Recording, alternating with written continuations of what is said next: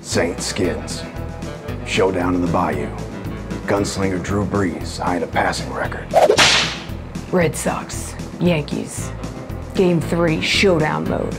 Only enough room on your roster for one of those aces.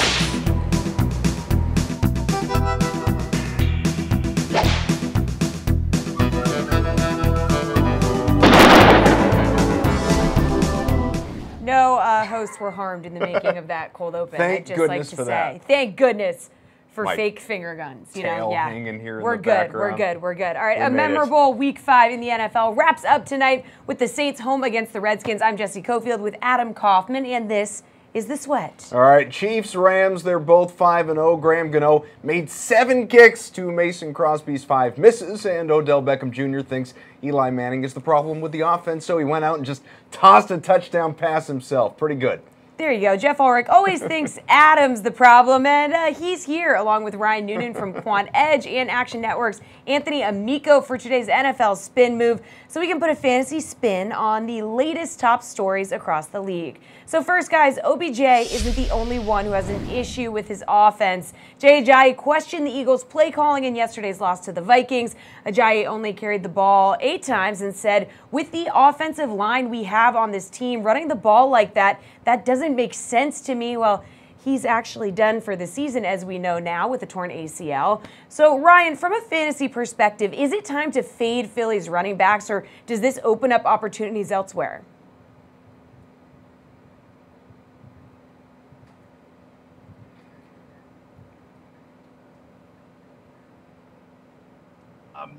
On DraftKings, especially with full point PPR, they're really hard to trust. Ajayi himself was seeing the majority of the work around the goal line, but even that was just 37% of the backfield touches. So there's not like a clear-cut winner here.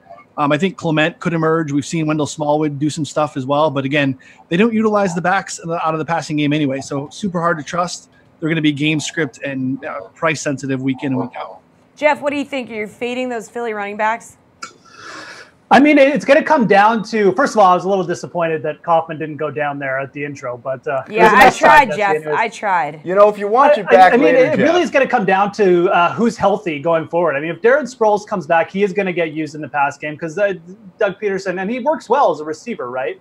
Corey Clement it probably fits the profile best of just being like more of a heavier carry player, but he hasn't been healthy all year. I think the player who's looked the best, and this is even with Ajayi in the mix, was Wendell Smallwood over the last couple weeks.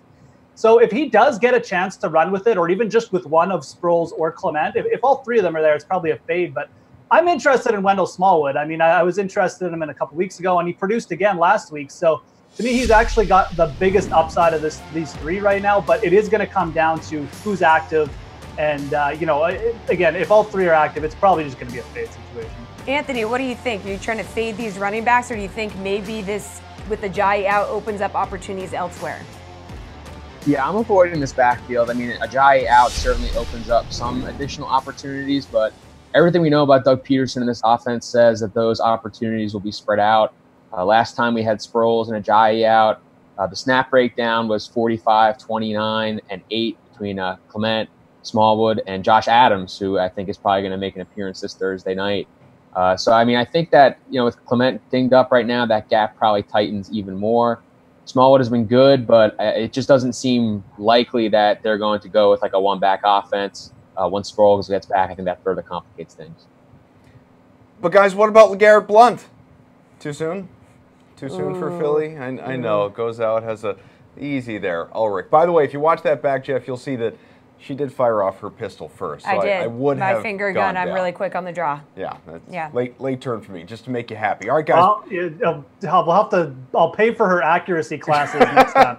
Okay. Great target practice. Yes. Moving on, believe it or not, guys, the Browns, they won again. First time on a Sunday since 2015, Wow. which is just embarrassing. I think it had been 36 straight losses, but they did it, and Baker Mayfield, a big part of it, his best fantasy outing to date, 22 points. So is that trend going to continue here, Ryan, you think, next week against the Chargers? I mean, L.A., one of the worst in the league defensively against QBs. They are. And what Baker did actually on Sunday was even more impressive when you put it into context. Baltimore, the top 5 pass defense coming in.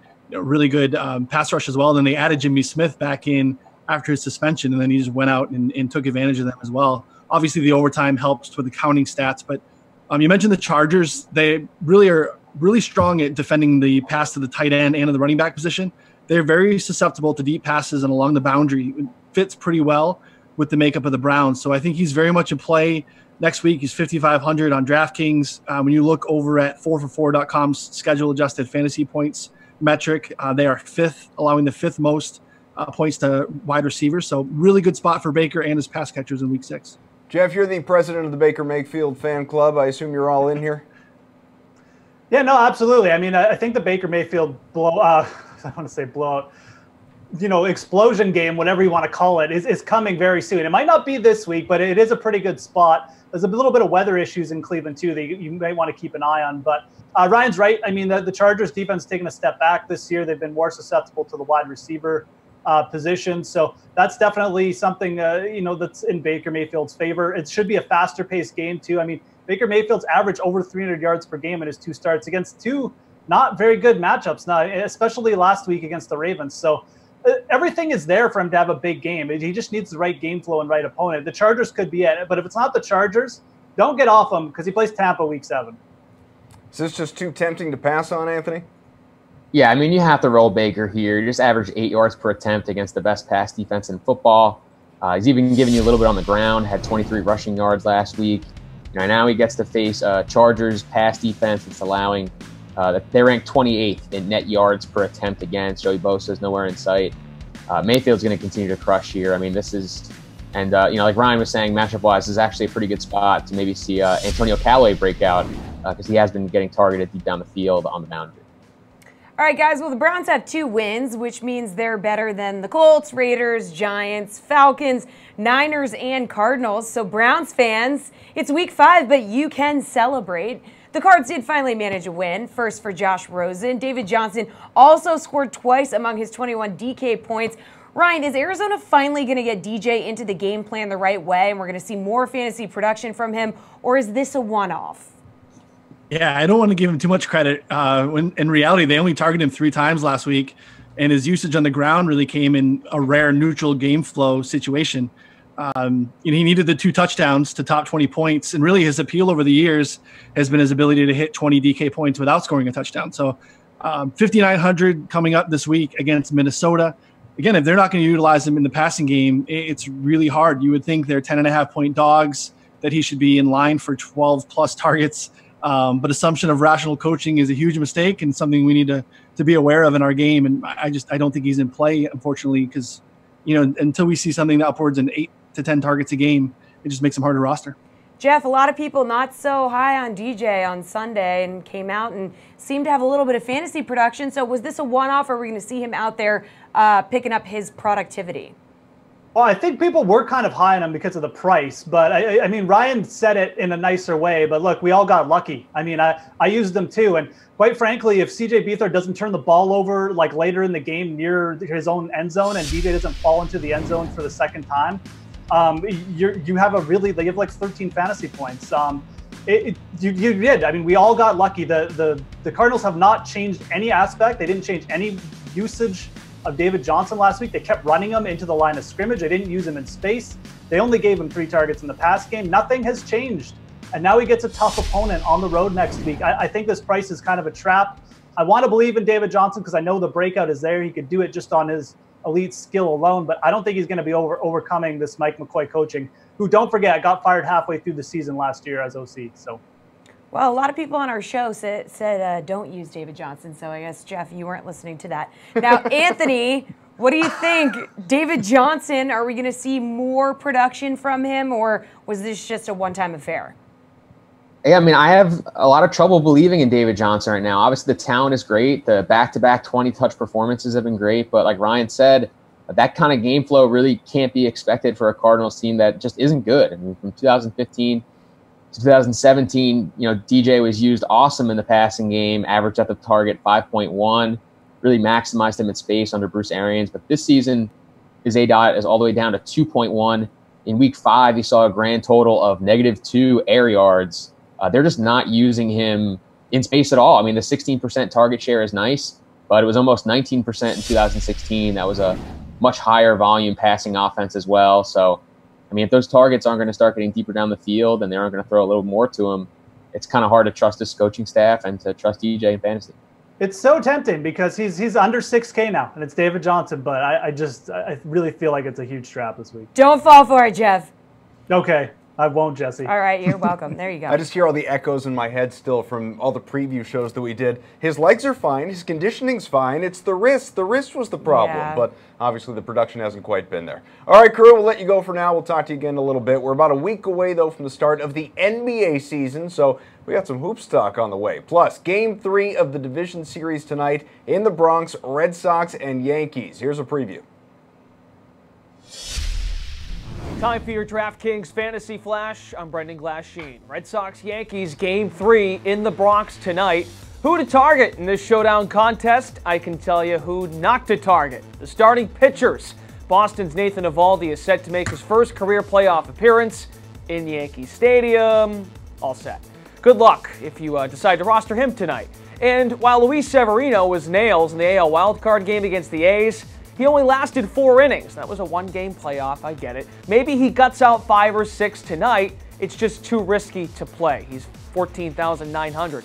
And for you BVP, batter versus pitcher fans out there, hey, Steve Buchanan, here's a player from each club that's worth considering. Red Sox outfielder Andrew Benintendi, 11 for 27 in his career against Severino. 6 of the knocks are extra base hits, including 2 home runs. This all goes along with 10 RBI. For the Yanks, shortstop Didi Gregorius, 5 for 15 lifetime versus Nathan Eovaldi with a home run and a triple. Good luck to you all and happy picking.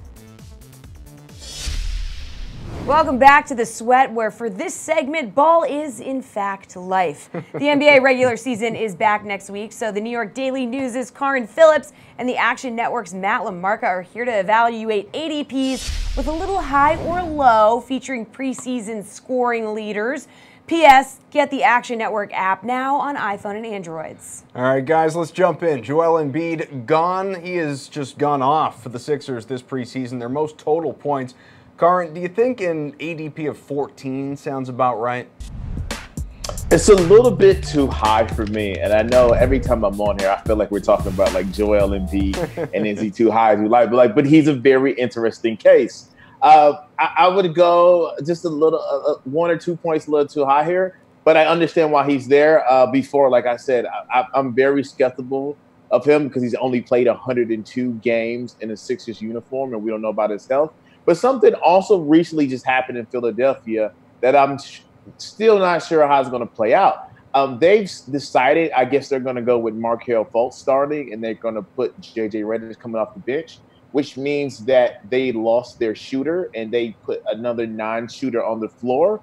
So does this mean Embiid's rebounds are going to go up, or he's going to shoot more threes now because they're going to need him? I really don't know what's going on with Philly, which is why I don't really know what to do with Embiid.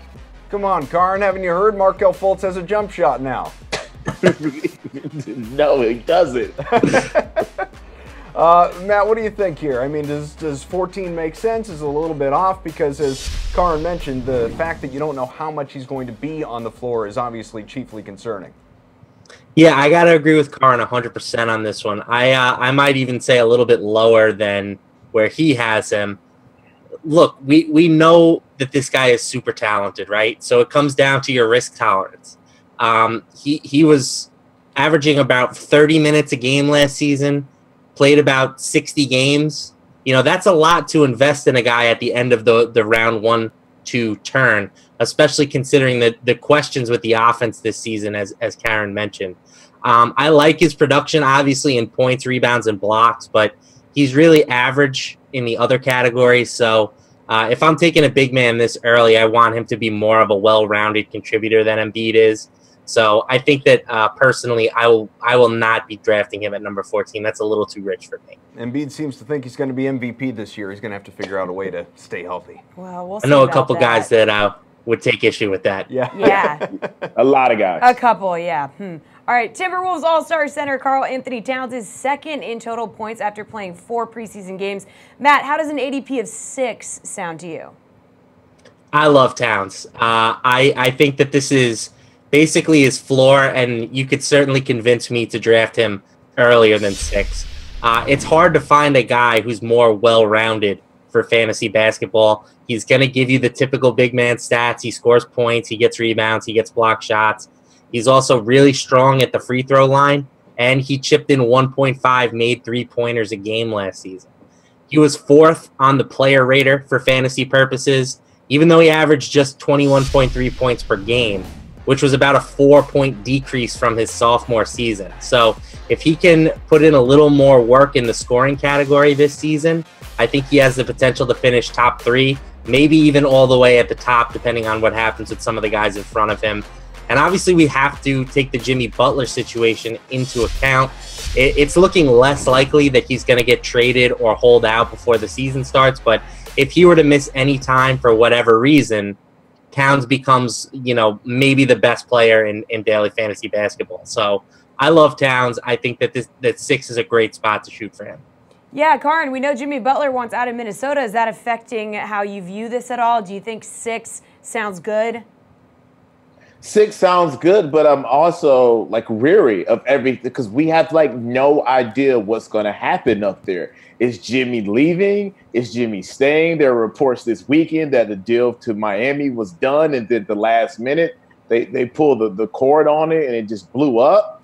And if Jimmy goes, you automatically assume Towns' usage is even going to be higher. But if Jimmy comes back, does that locker room just blow up and everybody starts fighting each other like Marcus Smart and J.R. Smith? I just don't know what's going on in Minnesota. So and a lot of that, what happens and what not happens, is going to greatly affect Towns.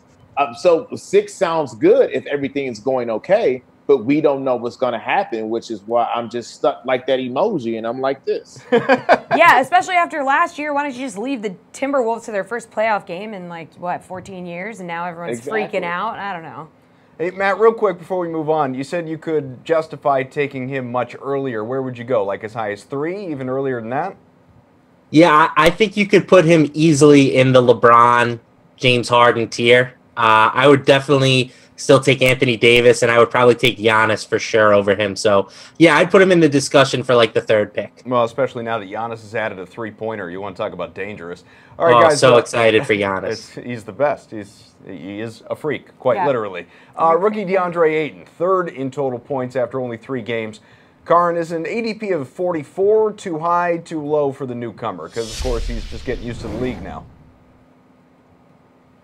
I think it's a little bit too high. And it's this thing I've always had with DeAndre Ayton, with watching him from high school and his 1 year Arizona, where you see all the stats and you see just how physically intimidating that guy is on the basketball court next to really other big guys on the basketball court. But there's just something about his game that just never made me a believer.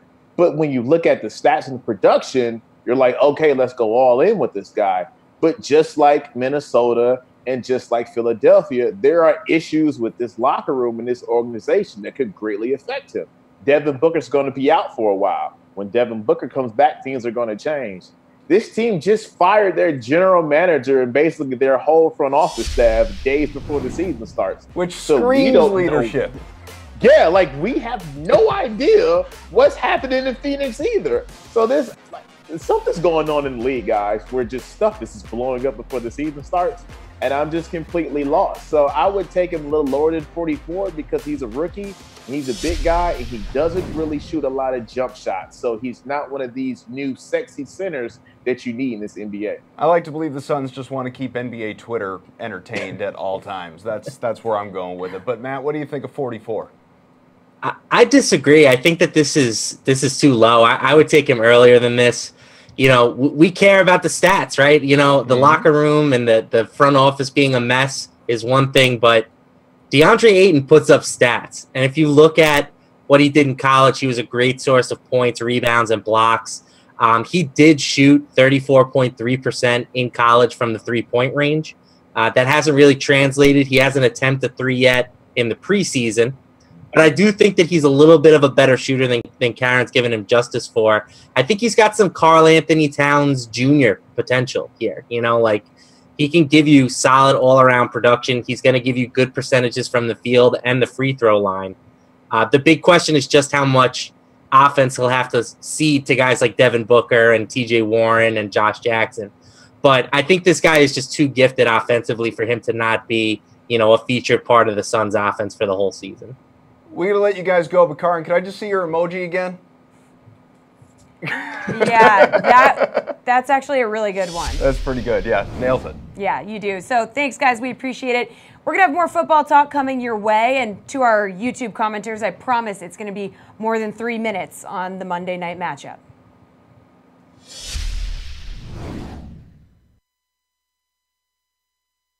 Bring you 3 free Monday Night Showdown contests starting October 8th. But fun doesn't stop there. Now's your chance to battle against WWE's best while taking a shot at winning $1 million in the WWE 2K19 $1 Million Challenge. Here's how it works. Fire up your Xbox One or PS4 and play the $1 Million Tower. Then win the $1 Million Dominance achievement by beating 15 consecutive opponents, including a final showdown with AJ Styles to climb the ladder to the next phase. Head over to WWE.2K.com/$1 Million Challenge to register and submit a link to your video explaining why you will beat AJ Styles in WWE 2K19. Be sure to show off the victory screen and gamer name in your video. You get one shot at entering, so make it count if you want to be one of the 4 finalists who will compete in a single elimination tournament during WrestleMania 35 weekend in New York City. If you're the last one to survive, you'll square off against AJ Styles himself in a one-on-one match in WWE 2K19. And if you win the game against the champ, you'll take home $1 million. But you got to play to win. So pick up WWE 2K19, available in stores October 9th. All right, like we promised, football. Let's get to it. Jeff Ulrich, Action Network's Anthony Amico, and Ryan Noonan from Quant Edge all rejoining us. And guys, it's a Monday, so after all that day drinking at your local watering hole yesterday, seems like a good time maybe for a little NFL hangover, right? Saw some players go for huge games in Week 5. Will we see regression in Week 6? That's what we want to know. Lev Bell, he's due back to the Steelers in a couple weeks, at least in theory. So James Conner still trying to make the most of that opportunity with Pittsburgh. Almost 38 points against Atlanta. He's in Cincinnati next. Bengals, not so good against running backs. So, Ryan, what should we expect?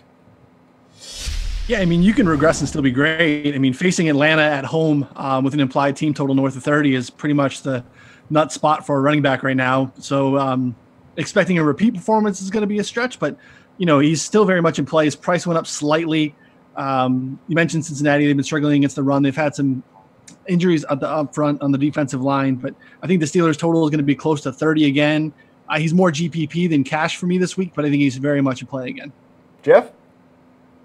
Yeah, I mean, he's probably not going to go 37, but this is still a pretty good matchup. I mean, the Bengals defense, they got Vontaze Burkett back, but they just allowed a big game to Kenyon Drake, who, put up 6 receptions, and they're like a bottom 10 team against defending the running back too. So game total still 53 points, and this is just another good spot for James Conner. So maybe not 37, but 27 to 30 points. I could see that. I don't think he's really going to regress that much. I think the matchup is still one of the ones you want to target this week.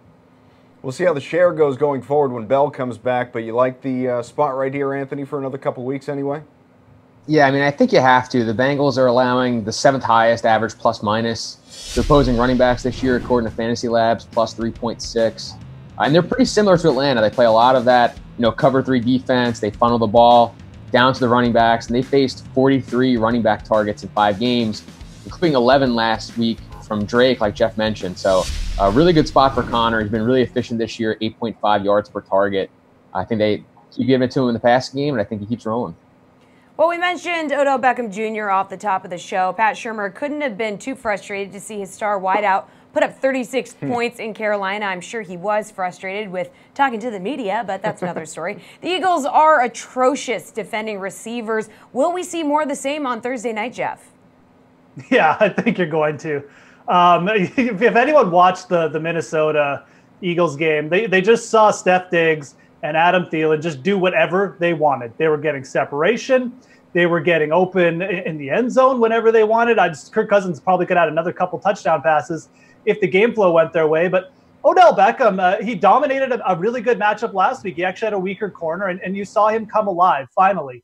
It took a little bit of pressure, obviously, on his head coach, too, from him. But I just think that he's going to absolutely go off in this matchup. I mean, again, if you're looking at a team that basically has one dominant wide receiver versus the Vikings that had two, you could see Odell Beckham get all those fantasy points. So I'm looking for a repeat performance. I wouldn't be shocked if he put up another 35 points here. Anthony, you think we're not going to see a hangover from Odell? No, Odell is good, man. Odell is ready. Like, is it too early to call him Thursday's captain? Like, I just think that it's. Yeah. I just think it's going to be the play. Like Jeff mentioned, the secondary's been terrible, especially without safety Rodney McLeod. And the 2 games without him, they've given up 34.1 DraftKings points to Corey Davis, 27.6 to Adam Thielen, and 21.6 to Diggs. I mean, there's just really no reason to think that they're going to stop Odell. They're playing like a modified Tampa 2 coverage now because their safety play hasn't been good. Just no real way for them to stop OBJ on Thursday. Ryan, do you agree? Do you like this spot for OBJ? Yeah, Anthony highlighted the McLeod injury, and I think that's been super key for them. The Eagles have such a stout run defense, too, so they essentially are funneling all work to the passing game. And I think from a narrative standpoint, all this drama going on with the Giants, it's going to help them to have a short week and just get back on the field and not have to really worry about it. Pretty bad beat for them to score 30 for the first time since 2015 and still lose because of Graham Gano. But I think it's going to be a good spot. And, you know, I wish he was going to be on the main slate. But, you know, like Anthony said, we got an eye on him as a captain for the showdown for sure. Ryan, I love your wall decor. I also love Eric Ebron. He's on my fantasy team, as you might imagine. I was elated to see him go for 35 DK points in New England, even with a Patriots bias. He will visit the Jets. Gang Green, not the best in the NFL at much, but that group is tops against tight ends. So maybe a tough spot for him. What do you think? Yeah, well, you mentioned, I mean, the Pats obviously made that a really nice game script for Ebron. He also didn't have T.Y. Hilton or Jack Doyle to fight for targets. You know, Indy is pretty pass heavy to begin with. They had a lot of dink and dunk. They don't really have much to speak of from a run game standpoint. So he might be in line for 10 targets again, but I just don't think it's going to be the passing environment that week 5 was. We don't know the status of Hilton and Doyle for week 6. And now he's the most expensive tight end on the main slate. So pretty easy fade on Ebron this week. Jeff, you ditching Ebron? What do you think? No, are you kidding me? Only a fish like you would draft Eric Ebron and actually get paid off by a Kaufman. Can you imagine going back in time? In fairness, like he was a waiver pickup. I didn't draft him. Oh, okay, sure. Can you imagine going back in time and telling yourself that Eric Ebron was the most expensive tight end on the main slate this week? What is going on? Like, everything is broken this guy's way. T.Y. Hilton's out. Jack Doyle is out. The Colts are ravaged by injuries at every position, and basically they just have no option but to give Eric Ebron 10+ targets this week.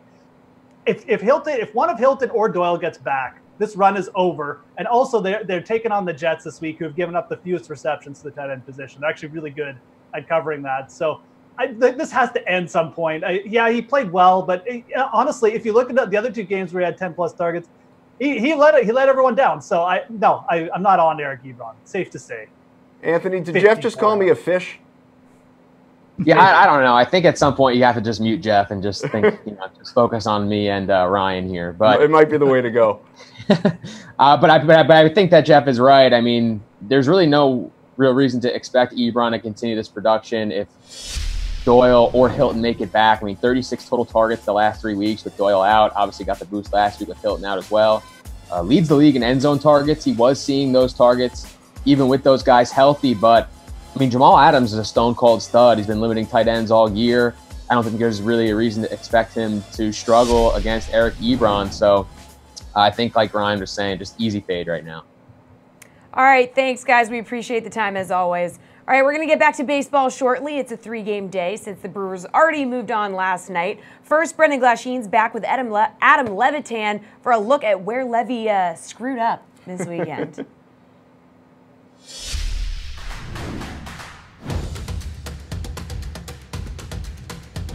Hey everybody, I'm Brendan Glasheen for DK Live. This is Who'd I Miss On with Adam Levitan. Be sure to check out Adam's content on DK Live and the DraftKings playbook, recapping Levitan's whiffs from Week 5. Let's start with a pair of pass catchers Levy was too high on. Seattle's Doug Baldwin, he had 1 target. He did haul it in Sunday for a whopping 1 yard, 1.1 DK points. It didn't help that Russell Wilson threw a season-low 21 passes.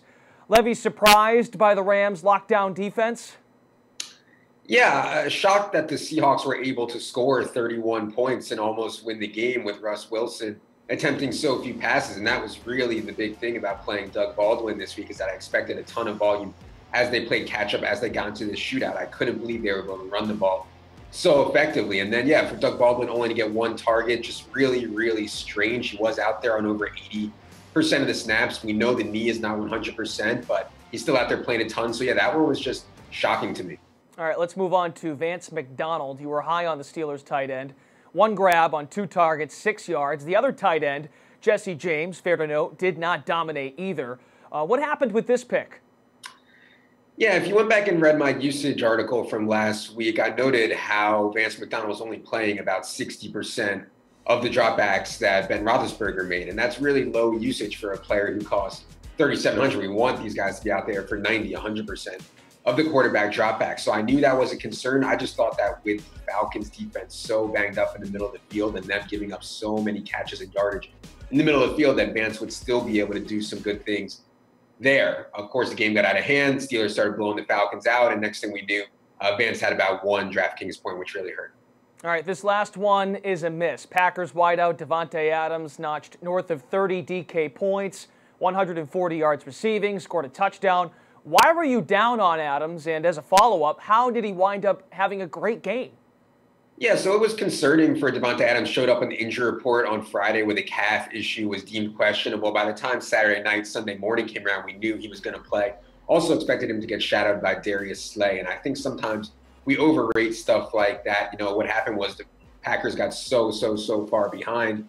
And then all of a sudden, Davante Adams starts getting a ton of targets because there's not really anybody else out there. No Geronimo Allison, no Randall Cobb. So I could have seen that outcome coming. It was certainly possible for Rodgers to lock on to Davante Adams, who was by far his best receiver active in that game. All right, Levy, thanks so much. That'll do it for this episode of Who'd I Miss On in Week 5. We look forward to Week 6 next Monday.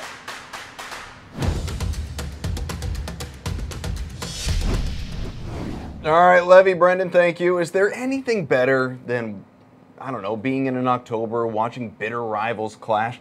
That's why we have Adam Mancuda of Phantom Sports and Greg Ehrenberg here. We want to see these guys clash, just bitter rivals, but also, of course, to get you ready with showdown picks for Game 3 tonight, Red Sox and Yankees in the Bronx. So let's talk starting aces. Evaldi versus Severino is the pitching matchup. Adam, do you have any interest in using one of these guys? And after those starters, which relievers do you maybe have your eye on? You know, I think that the starting pitchers in tonight's game are really in a boat where either of them could do really well or either of them could do really crappy. And to me, Severino is the one that I'm a little more leery of, surprisingly, because of the way he's pitched this year against Boston. 1 good start, 1 bad start. 1 good start, 1 bad start. For me, with Evaldi, he's actually pitched really well. Hasn't given up an earned run against the Yankees so far this season.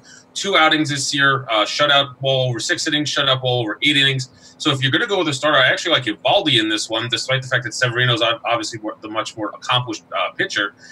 When you look at the bullpens, it's very risky there. I think that if you're going to go with Evaldi, you match him up with Kimbrel at the end. He'll probably go 4 or 5 outs to get the save if need be. I also think if you're going to pair someone with Severino, you're going to go with Chapman. The other relievers are so hit and miss. They could face one batter. They could go an inning. So for me, it would be Evaldi and Kimbrel, since I think actually Evaldi has the better matchup here in this one tonight. Greg, do you have your eye on either of these aces? And, you know, if you're going to target one of them, which of those relievers appeal to you?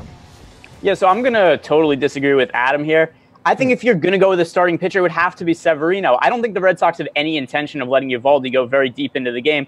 I don't think the Yankees have a lot of intention of letting Severino go deep into the game, except I do think that there is more upside in Severino just because he's such a better pitcher than what Evaldi is. And if you look at what Severino did in the wild card game, he only pitched 4 innings, but he still scored 20 DK fantasy points because he could rack up a lot of strikeouts. I think there's a very good chance we only see 2, maybe 3 innings from Evaldi. Severino, I think probably more in like the 4 to 6 inning range. In terms of pitchers, though, I do think that Chapman makes a lot of sense. If you look at the game flow, based on what the odds are, the DK Sportsbook has the Yankees as a minus 180 favorite. I think the Yankees are very likely to be leading late in the game, which would set Chapman up to come in the game and pick up a save, which is worth extra points in the showdown mode. I will say, if it does impact you, Severino 10-2, 2.74 ERA at Yankee Stadium this year. But guys, let's focus on the bats. Greg, which hitters are you looking to roster tonight? We've seen with the Red Sox already a couple of lineup changes from the previous 2 games. Yeah, so if I like Severino more than Eovaldi, it also means I like the Yankees offense more than the Red Sox offense. And the other thing also is the Yankees hitters are actually cheaper than what the Boston hitters are. So I've talked about Luke Voit basically every Yankee game that they've played recently. He makes a lot of sense with a 194 WRC plus since the All-Star break. Then there's also some guys who I think are relatively cheap for what we expect their production to be. One is Giancarlo Stanton at 9,000. He has 4 homers in his last 6 games. I think that he has a lot of home run upside. And then Gary Sanchez all the way down at 6,600. He kind of struggled and had a disappointing regular season, but then he got injured and he kind of came on towards the end of the season. He started to hit the ball better. And also coming off a 2-homer game against the Red Sox, I think that Sanchez is a little underpriced at 6,600. No love for New York, New York. Aaron Judge over here walking around playing Sinatra. What do you think, Adam? Slap some sense into the guy. Yeah, we'll talk about Judge in a little bit. I actually like 2 of the Red Sox, and I like Andrew Benintendi because of his numbers against Severino. 407 batting average, 466 on base, 2 homers, 10 RBIs in his career against Severino. So again, if you're going to fade on some of these starting pitchers, to Greg's point, where they might not go deep into the game, you want to take some of the relievers and then, obviously try to get those points and hedge your bet there. I think Benintendi's a good play, and then JD Martinez. The guy has the flair for the dramatic. Got them off to a great start in Game 1 on Friday night. 7 for 17 in his career against Severino, 2 doubles. So for me, one of those 2 sluggers, or both of those, if you could get both into your lineup, are the plays for me there. And Greg made a very good point about neither of them going deep potentially into the game. I just don't like Severino historically against the Red Sox. 4-6 with a 4 ERA. I think that means trouble. I just don't see either of them going deep.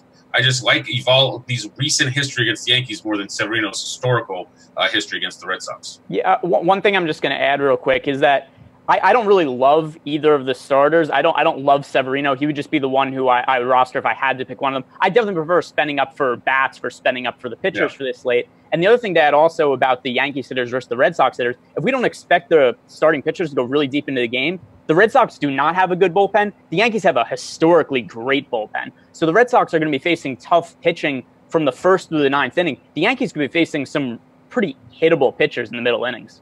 So, Adam, you just heard Greg mention he'd rather pay up for those bats, but if you don't want to pay up, are there any sneaky value plays in this contest that you can sort of enlighten the people with? Yeah, I like Andrew McCutchen here on the Yankees side, just because, again, we look at the historical numbers about him against Eovaldi, 3 for 7 with a 500 on base percentage. So when you're thinking about the Yankee bats, you're thinking about the Sanchez's and the Torres and Didi and Stanton and Judge. I mean, you oftentimes forget about McCutchen, who I think has had a good start here in his Yankees career, which may be a brief Yankee career. But again, those historical numbers against Eovaldi, if you're looking for matchups, he's going to get on base most likely. He might steal a bag. Why not McCutchen there? Yeah, 6,200. Greg, do you have any value plays for the people? Yeah, so I'm going to go a little sneakier and a little cheaper, and that's Eduardo Rodriguez for the Red Sox. If I don't expect Eovaldi to go very deep into the game, we kind of look at the Boston bullpen, try to figure out where could they eat those innings. And to me, it kind of comes to Eduardo Rodriguez. He's only 2,500, and I think that he's somebody who has a good chance to go 2 to 4 innings in this game. And for that price, he doesn't have to have like some crazy good outing. If he just comes in and gets a few outs, maybe a strikeout or 2, then he could be the best value play on the slate. All right, guys. Well, on that, let's get your slate-approved picks. Greg, your must roster for tonight's slate. Who is it? Gary Sanchez. Like I said, coming off the 2-homer game and still only 6,600. He's somebody who we'd expect to be much more expensive if we're getting the prime all-star version of Sanchez. Yeah, we're just going to need him to move his butt back into the box a little bit faster, obviously. Adam, what do you have? I mean, as much as I like Benintendi here, I'm actually going to go with Aaron Judge. The guy's been on fire in the playoffs, home runs in each of the first 2 games. If you look at his postseason resume, 7 home runs, 15 RBIs, and a 380 on-base percentage. Give me that in Yankee Stadium tonight. To Greg's point, the Boston bullpen's a mess. You really don't know who's going to come out of that bullpen. I like Judge feasting on that bullpen tonight, so give me Judge as someone that I would absolutely have in my lineup tonight. He homered in the wild card game, too, so that's 3 in a row for him, guys. There you go. Insane. He won you over with his New York play. There you go. I just missed back when he wore a Boston T-shirt when he was like 18. Talk about a master troll. All right, thanks, guys. We've got NBA Pick and Roll on the way right after this Monday Night Football preview. They're home hosting the Redskins. They're fresh off a bye, and get this, Washington's defense has allowed the least amount of DK quarterback points this season, 12.69 per game. It's only a 3-game sample, but it includes matchups with Aaron Rodgers and Andrew Luck. Those were both at home. The other contest was at Sam Bradford's Cardinals at the time. It's not his job anymore. The Superdome is going to be hype, though. It's way different than the sights and scenes in Arizona. I just don't see how Brees doesn't live up to the $16,800 captain salary or the $11,200 flex tag. It would be a major shock and letdown if the 39-year-old plays poorly. So use Brees tonight on DraftKings Showdown Mode. We're back with our baseball panel, or basketball. What do you feel like talking about? I don't even know. You guys Let's just see choose. who's with us. All right, Karin Phillips of the New York Daily News and Action, Matt LaMarca of Action Network fame. See, I think it is basketball. All right, NBA. let's do NBA pick and roll. That happens. They told me it was lacrosse. What? Oh, lacrosse. Oh! How do you feel about the Powell brothers? No? Guys, All I right. played lacrosse Guys, in college. NBA Let's pick and relax. roll. You want? She'll break it down. Okay. Special big man edition, guys. We're giving you two choices. You got to pick one. Matt, Nick Jokic or Andre Drummond? Who do you like? Oh, man, this is a slam dunk for me. Give me Nikola Jokic every single time. There's nothing this guy can't do on a basketball court. He averaged over 10 boards, over 6 assists, and shot over 39.5% from three-point range last season.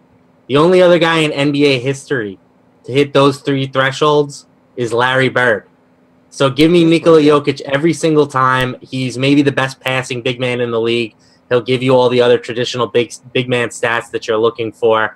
And Drummond is really just like a 3-category type of big man. So I prefer Jokic here by a lot. Karin, which one would be better at lacrosse? It's Jokic. You know it's Jokic. He's better than Drummond at almost like everything. And I think we should give him like that fire emoji thing on the side for coming up with that Larry Bird stat. There you go. Like he was raging inferno for that. But yeah, like that guy literally does everything, and he's kind of like their point guard without being their point guard because they run everything through him.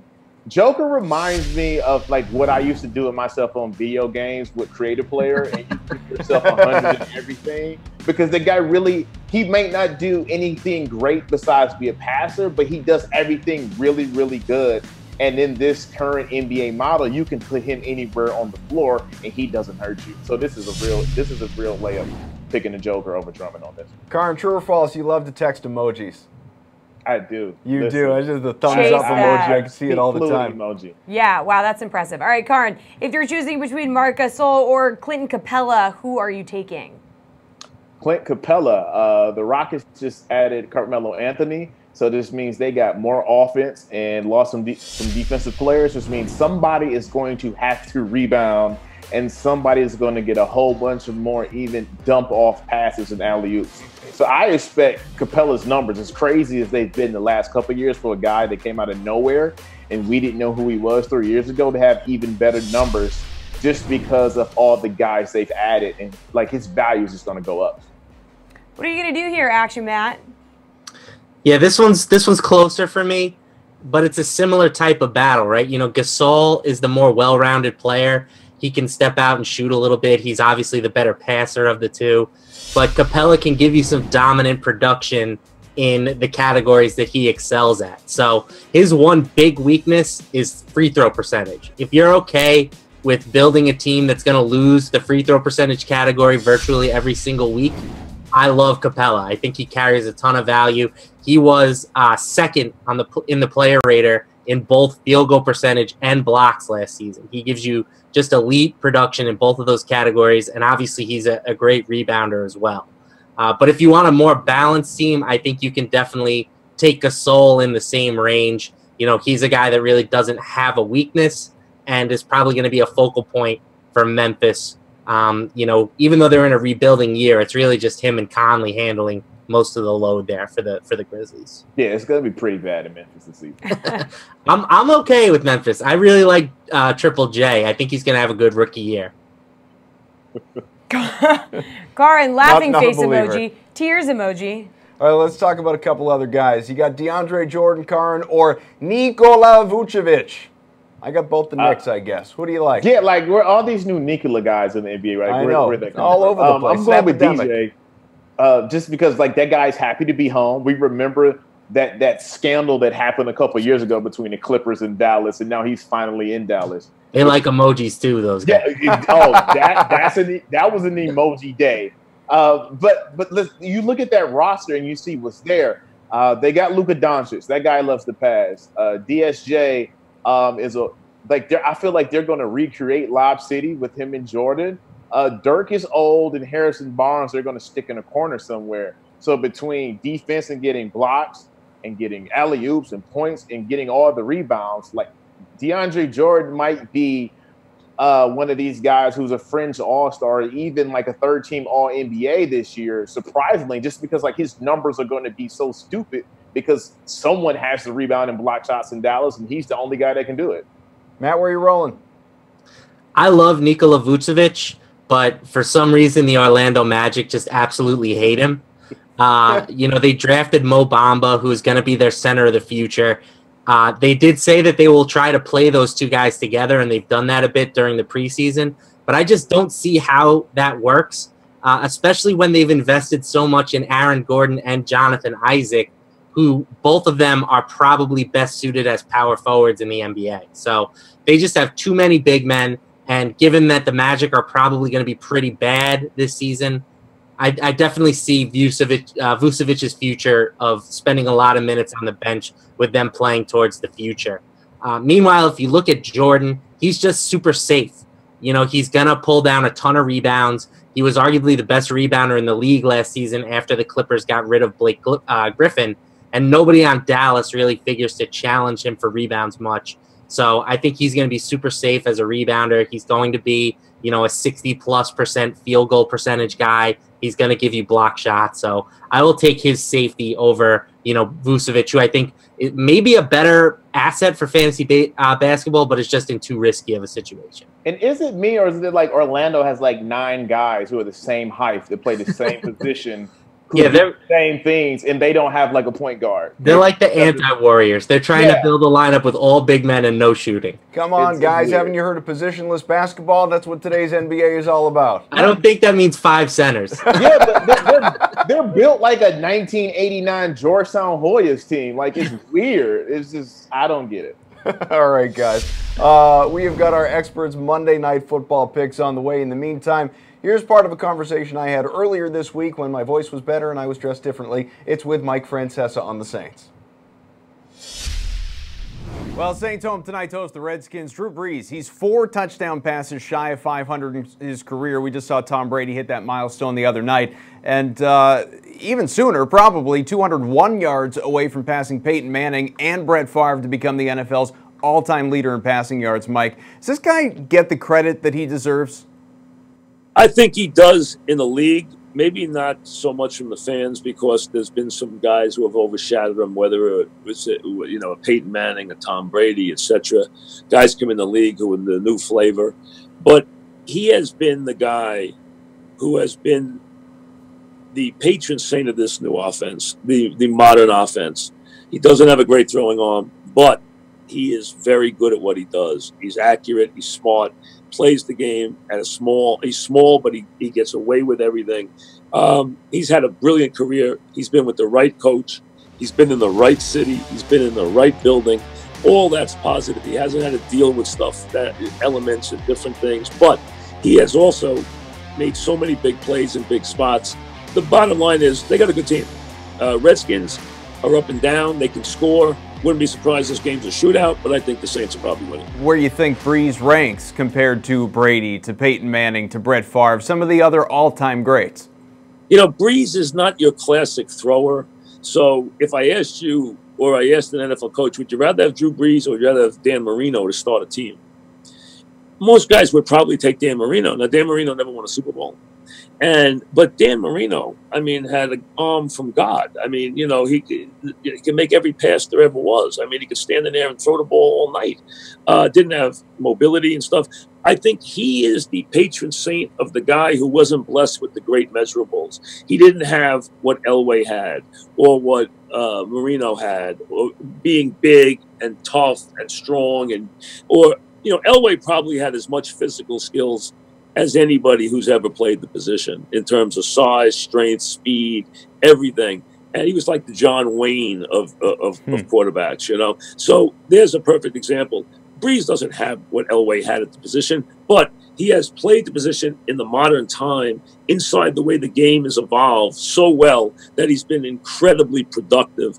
And for his size and his abilities, as productive a quarterback as has ever lived. Well, frankly, by some metrics, Brees, even at 39 years old, you look at passer rating, completion percentage, he's off to the best start of his career. Now, granted, we're a quarter of the way in, basically. Do you expect him to keep it up? I do, because, you know, a lot of it is flipping the ball to Kamara and they let him go, 60 yards for a touchdown. I mean, but that's okay. That's okay. You know, Joe Montana did some of that stuff. You know, yards after catch has become a big part of the game now. So you don't have to throw the ball 60 yards in the air. Some guys do. You know, some guys will throw a 70-yard touchdown pass and the ball be in the air 65 yards. And some guys will throw a 70-yard touchdown pass, the ball is in the air 3 yards. Still a 70-yard touchdown pass. Doesn't make any difference. So to me, that's what he is. He's the guy that when you want to teach a young quarterback who has limited size and maybe throwing ability, you show him Drew Brees, because that's the best he can be Drew Brees.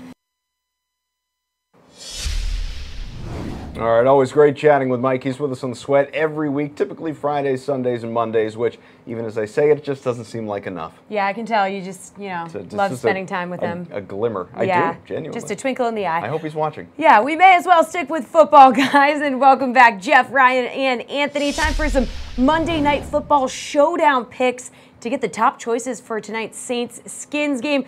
Who is your captain's pick, Jeff? Now, remember, captain's vote's going to be 1.5 times the salary, but 1.5 times the points, just for all the people who don't know. Yeah, and Jeff, we really shouldn't have to tell you this every week. Yeah, come on, Jeff. All right, you two, calm down. I'm going with Chris Thompson for like a big tournament play here, and I think most people are just going to get on the Adrian Peterson narrative, or they're just going to go and just pay up for Kamara. I think Kamara's fine, especially if you're making a cash game line, but I like Chris Thompson. You look at the Redskins game logs, or just their games that they've played, and when it's gotten to that negative game flow, especially against Indianapolis, this guy has gotten all the targets. He has been the focal point of their offense. So, you know, the Redskins enter this game as 6-point underdogs. There is the big possibility here that they're going to be down late in this game, which means a ton of targets for Chris Thompson. So I really like the savings you get here. You'll get him at lower ownership at the captain spot, too, for Monday Night Showdown contest. Love that lower ownership pick. Ryan, who are you taking your captain slot? I thought someone else would too, so I want to be called first. So I'm with him on Chris Thompson. I mean, I think it's the best play. It's a great matchup. You know, Alex Smith had 1 year of chucking it deep in Kansas City. He is back to being the check down king. Just to kind of reiterate what Jeff said, they are the Saints 31st in DVOA passes to the running back position. They are really exploitable to receivers and running backs, and really with this offense, he is their best running back and receiver. So really good spot for him. I like him quite a bit. Hey, Anthony, you can make it 3 for 3? No, I mean, I'm just going to go with the chalk here. I mean, Alvin Kamara is the best fantasy player through the first month of the season. 3 of his 4 games have gone for over 35 DraftKings points. And I think with the injuries on both sides of this game, we have enough value to play him at captain and not sacrifice a lot of the other stuff in the lineup. So I'm not going to overthink this. I'm just going to play Kamara even with Ingram back. I think he's the best play. He's kind of expensive, but you're right. All right. He's really good. Well, so how about some value for tonight's contest, guys? Obviously, when you talk about Chris Thompson, he's not a super buy, but he's more mid-range. If you're looking for a value opportunity, Ryan, where are you looking? It's finally Traquan Smith time. Rookie from UCF. He's been out-snapping Cam Meredith over the last couple of weeks. Sean Payton's been on the record saying they need to get him more involved in more touches. We have Ted Ginn missing this week, so really good spot finally for Traquan Smith. Only $1,400, so there is your savings, especially if you're paying up for Kamara at the captain spot. Anthony, where are you looking? Yeah, I mean, I think Ryan nailed it. Traquan Smith is that dude. 19.8 yards per reception in his final year at UCF. Huge play waiting to happen. He's going to be playing that Ted Ginn role. I also really like Maurice Harris. He's going to start tonight. Josh Doctson is out. Only $200 for Harris. That's obviously huge savings. Really helps if you're playing Kamara in your captain spot like I am. Now, Jeff, your value play is someone who is not that expensive. Go ahead. Tough crowd, man. I love you. I do. I'm going to go the other side. I'm going to go to Washington. And I mean, I get the Traquan Smith thing, but remember, I mean, Washington's defense is legit. They've been one of the best secondaries in the league thus far. So I don't think it's necessary that this guy just goes off in this game. I like Paul Richardson. Mentioned the injury to Josh Doxson there. I still think he's their best pure receiver too. And the Saints secondary has given up the most fantasy points to the wide receiver position thus far. Someone there, Jamison Crowder or Paul Richardson. I like Paul Richardson because he's cheaper. He's a value play, Kaufman. Is going to have a big game there, in my opinion. So I like Richardson. Anthony, any interesting strategies for tonight in terms of lineup construction? Would you use both DSTs or go with a kicker or anything like that? No, I mean, I honestly think that this game has pretty good shootout potential. You mentioned, obviously, the quality or lack thereof of the Saints defense. I mean, the Saints at home, obviously, we expect them to score some points. So I think we're going to have a bit of a shootout here. I'm not really looking to get too cute in terms of kickers, in terms of defenses. I'm looking to get both quarterbacks in. I'm looking to get Kamara in, and I'm playing the value. And I'm just going to, let all the points pretty much flow to my roster tonight. I really don't think there's going to be a lot of defense played. What about you, Ryan? Are you looking to get cute? Well, thank you. I actually try and get cute every day, but it's an ongoing process. It's a lovely From a roster standpoint, though, I'm with Anthony. I would say two quarterbacks. You know, these are two really low interception rate quarterbacks. They don't throw a ton of picks, pretty low ADOTs as well, so they're safe. I don't know that I would get cute with defenses. If you can predict kickers, again, we've talked about this before, pretty tough game. I guess Will Lutz has had multiple field goals in his last few games. That's more descriptive than predictive, though, so I don't know that there's anything this week that makes me think that he's going to be a great play, but I guess he's relatively cheap in a pretty good scoring environment if you wanted a kicker. But I think two quarterbacks is the cute play. Jeff, you're always cute, but what about this lineup? Any cute construction? What do you think? Well, thanks for stating the obvious, Jessie. But yeah, I know. I do think you can fade Drew Brees here. You look at his splits with Mark Ingram last year. I mean, they took a big cut. You know, I think the better play personally is roster both the Saints running backs. I mean, we saw it in so many situations last year where both these guys had massive games, and I don't see any reason why the Saints would just cut back on Mark Ingram here. They have to start limiting Kamara's carries a little bit. So I like rostering 3, maybe even 4 running backs in this game. And I'll just throw out one name if you want to get like really, really cute. Josh Hill, $1,000. He's actually been seeing about the same amount of snaps as Ben Watson. 3 targets last week. Could be a bit of a red zone target here this week. Jeff, I'll skip you on this one because, well, outside of the fact that I don't like you very much, that was the question that I was going to ask, which is, Anthony, would you justify playing 2 running backs from the same team, or as Jeff said, all 4? I don't think so this week. I mean, I'm not even really that confident that Mark Ingram's going to come right back and possess a big role like he did last season. I mean, the Saints' bye is next week. I think there's definitely a chance that with how hot Kamara has been, they just keep rolling with him, and they, go into the bye and kind of figure out what to do with him from there. I mean, we know that Sean Payton hates Mark Ingram anyway, so I'm not really sure why they'd all of a sudden want to take touches away from their best player and give them to Mark Ingram. Ryan? Agreed. I mean, they tried everything they could last year to not make Mark Ingram a thing. They went out and drafted Kamara, added Adrian Peterson, and through injury and different circumstances, they had to make him a thing. So I think with Anthony, like he said, with next week being the bye, kind of a wait and see for me there for sure. Hey, really quick, guys. Jeff, do you think that he's going to get the 201 yards he needs to pass Peyton Manning? 201 away. Yeah, it's the narrative. Yeah. You can't fade Drew Brees on narrative. Yeah. Prime island game spot here. He's also in the dome. He's done it in 90 of the 98 career games he's had in that building. Yeah, so Ryan, you think he's going to get the 201? Absolutely. Oh, wow. What about you, Anthony? Yeah, slam dunk. And we talked about this on Friday. Just I would be incredibly shocked if he didn't get there. Wow. No one cares what I have to say, obviously, but yes, I agree too, Jessie. You do? Okay. I care, Jeff. I always care. Jeff, you're much nicer with Emerson, by the way. Like you. Oh wow! Wow, Kaufman getting the call out. Jeff, I'll call you on my way home, buddy. Hot take sweatometer exploding. All right, guys. That's the first one we got all show. Nice work, Jeff. First one. That's gonna do it for us on a Monday. But lots of fun stuff on the way for you tonight with football and baseball contests to play. And if you missed anything, feel free to go back and review the show on Facebook Live, YouTube, or wherever you're finding us, Twitter. Remember, the Sweat is Sunday through Friday throughout the NFL season, weekdays 6 to 7 Eastern, and we'll see you guys again tomorrow.